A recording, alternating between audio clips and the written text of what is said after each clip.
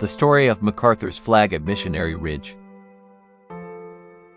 The date was November 25th, 1863. The place was a small ridge overlooking Chattanooga, Tennessee.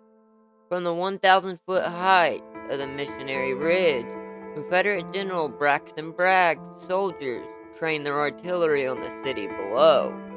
Major General Ulysses S. Grant and his men had pitched their tents there, and now the soldiers were at the mercy of those relentless cannons.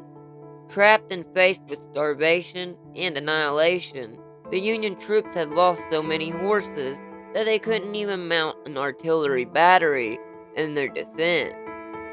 It was a frustrating feeling of helplessness and imminent disaster.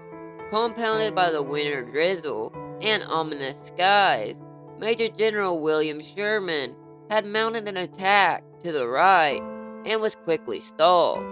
Under pressure from the enemy, he requested a feint elsewhere to relieve his embattled troops. It wasn't intended to be a major offensive. Such was an improbable military operation.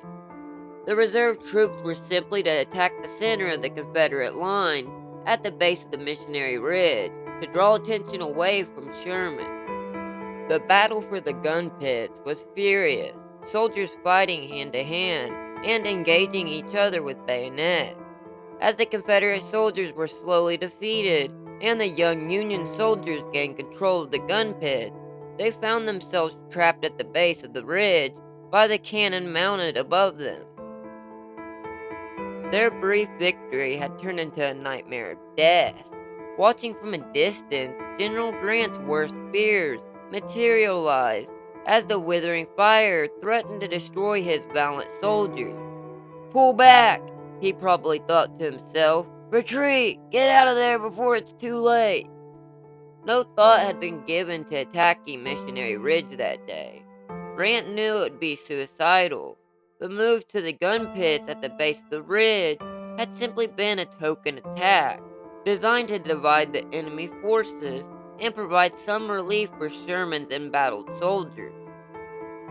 Yet suddenly, without orders, the 18,000 young men trapped in the gun pits rose to their feet and began to assault the enemies entrenched on the 1,000-foot slope. Angry at the suicidal offensive, Grant asked, "Who ordered those men up the ridge?"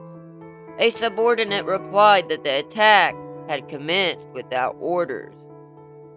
Stay tuned for part 2, and remember, if it's more interesting, you can find it here.